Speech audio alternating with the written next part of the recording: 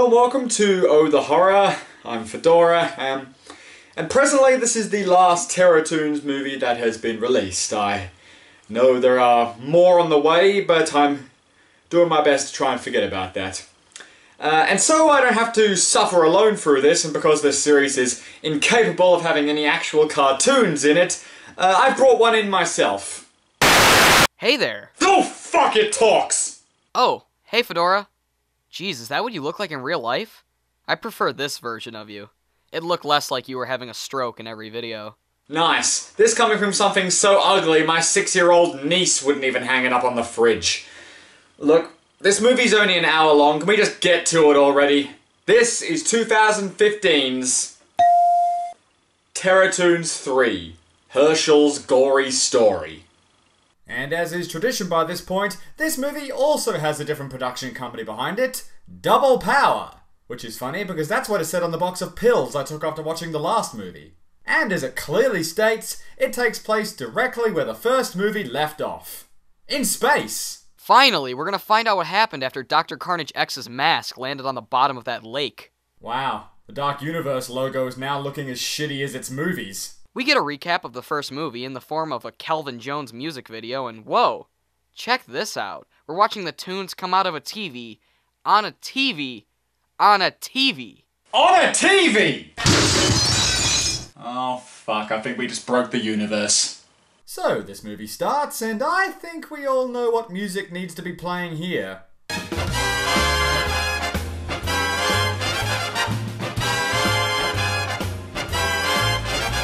Okay, so this is the ambulance that contains Lizzie Borden's character Candy, but I can't help but think it's the opening credits themselves that need the medical attention. Two movies are being wacky and fun, and now they look like they should be on suicide watch. By the way, Candy wasn't in the ambulance alone. Dr. Carnage was at the hospital too and was already being operated on. Nurse, give me some Acme brand super glue. Stat! These doctors are pretty chill about operating on a monstrous freak of nature. Oh, okay. I guess that makes perfect sense now. Also, yes, we did notice that half of whatever is on the screen at any given time is a JPEG. But if it's a choice between that and these Paper Mario sticker star enemies, I'll take what I can get. Cindy, dressed like the entertainment at a bachelor party, uses a magic wand to resurrect her sister and friends. Okay. And meanwhile, one of Max Assassin's blood cells stabs a doctor in the eye and then crawls inside the wound to revive him? What?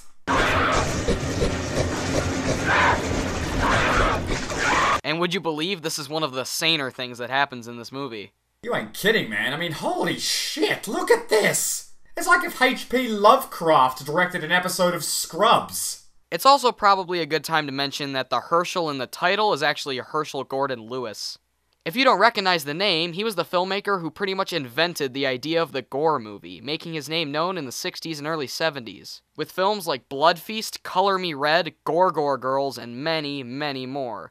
While they were critical bombs, audiences flocked to these movies because, you know, our population is pretty fucked up, and some of them are still playing in theaters even to this very day.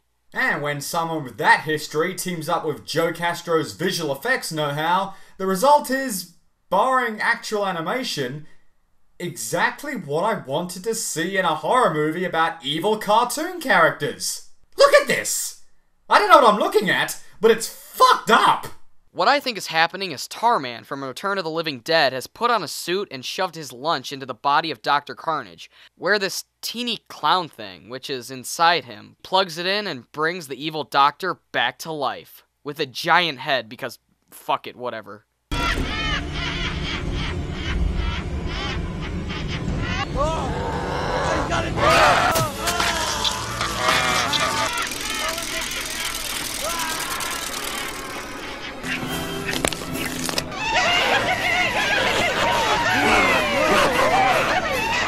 Fedora, this movie is crazy and makes no sense whatsoever.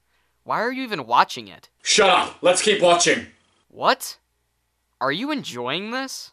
I don't know. Maybe it's just my expectations were so low, but goddamn, this is such an instant improvement over the last movies. Dr. Carnage's face actually moves, the kills are batshit and over the top, and while, yeah, everything still looks cheap, it's a metric ton more what I would call cartoony than this. Speaking of the good doctor, his next green screen death trap suddenly makes an appearance. A giant fucking bandsaw blade that starts speeding around and tearing the whole hospital apart. Decades of starvation has pushed Wile E. Coyote over the edge. Oh shit, what's happening now?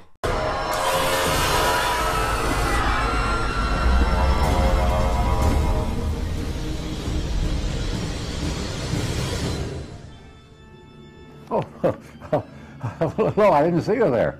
I was just going to do a little light reading. Want to join me? With that introduction, I'm worried Herschel's about to start an amateur porn video. Okay, so now we're in Herschel Gordon Lewis's sitting room, where he's going to read us some fairy tales that involve food porn. Good to see some things will never change. Actually, this time, it's the story of the Three Little Pigs. It's about a trio of psychotic, corrupt cops. Also, the Little Red Riding Hood, who's just some dude. Oh, Red, run this basket of goodies and a few bags of groceries over to your grandmother's for me, please. And if you see that Jack kid on the way, tell that little shit he still owes me a goose. Okay, now stuff is really starting to get fucking random. The sun's falling down, there's this, and that, and now that their car is tiny, and then they get pulled over by the pigs, and... Okay, stop. I just need a minute. All the batshit over-the-topness not working out for you anymore? How are you so coherent through all of this? Dude, I am a cartoon. Anyways, when the boys refuse to pay the speeding ticket, the cops open fire and they, kill the black guy. Man, I haven't seen such great social commentary since Get Out. This is awkward. Quick, movie, distract us with your insanity!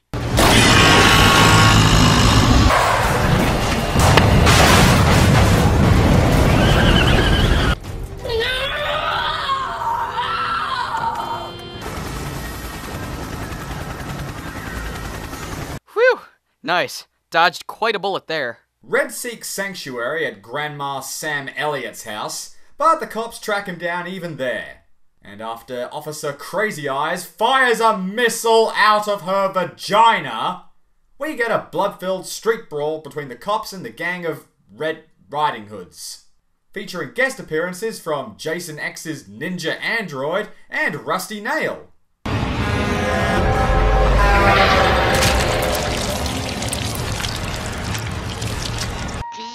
Am I a stinker? It ends with the three pigs getting gunned down and Grandma deciding the best way to hide the bodies is to cook them. Sorry guys, but there's some dishes even Hannibal Lecter couldn't save. Oh, and speaking of massive pieces of meat...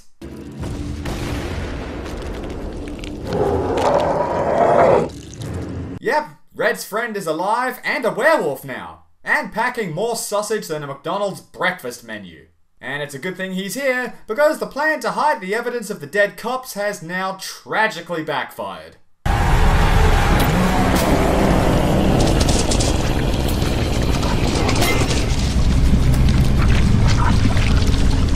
Come on! Come on! Come on! Does that make me crazy? What the actual hell? The cops' body parts have turned into something that would make the Thing piss itself in terror. Not even Big Bad Wolf breathing fire all of a sudden is enough to destroy this fucking nightmare fuel. But you know what is? A woman who we've never seen before suddenly appearing, transforming into a drill, and cutting the Thing's head in half. Before we continue, let's take a break, put on some dinner. Good idea, Herschel, but how about laying off the double basting of LSD this time, okay? There's a few more giant penises in Herschel's story. Jeez, this guy could be a writer for Game of Thrones. But it's pretty much over, so let's just relax, take a breath, and enjoy whatever he's cooked us for dinner.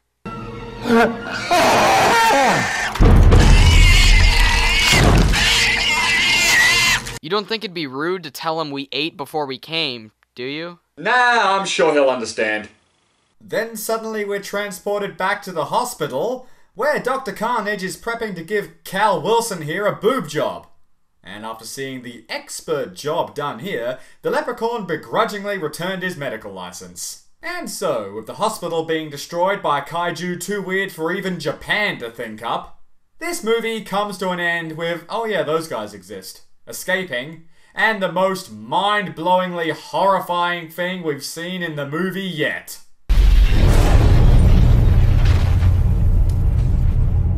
And hopefully by the time that movie comes around, I would have saved up enough money to pay for my upcoming psychiatry bills.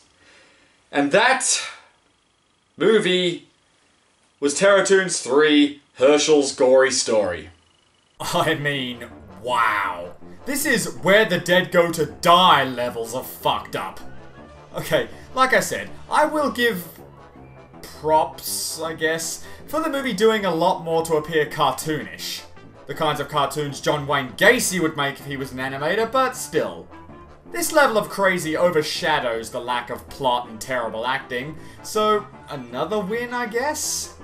I am willing to say this is better in many ways than 1 and 2, but is being coherent in a sane piece of media one of them? No. Well, when it comes to Toons 4, whenever that decides to release, you're on your own. I have too much stress in my life as it is, with all the stupid fucking bullshit I have to deal with. Yeah, see you later, Luke. Well, that's all from me for tonight, so I'm Fedora, this is the Horror, save a screen for me, and we'll see you next time.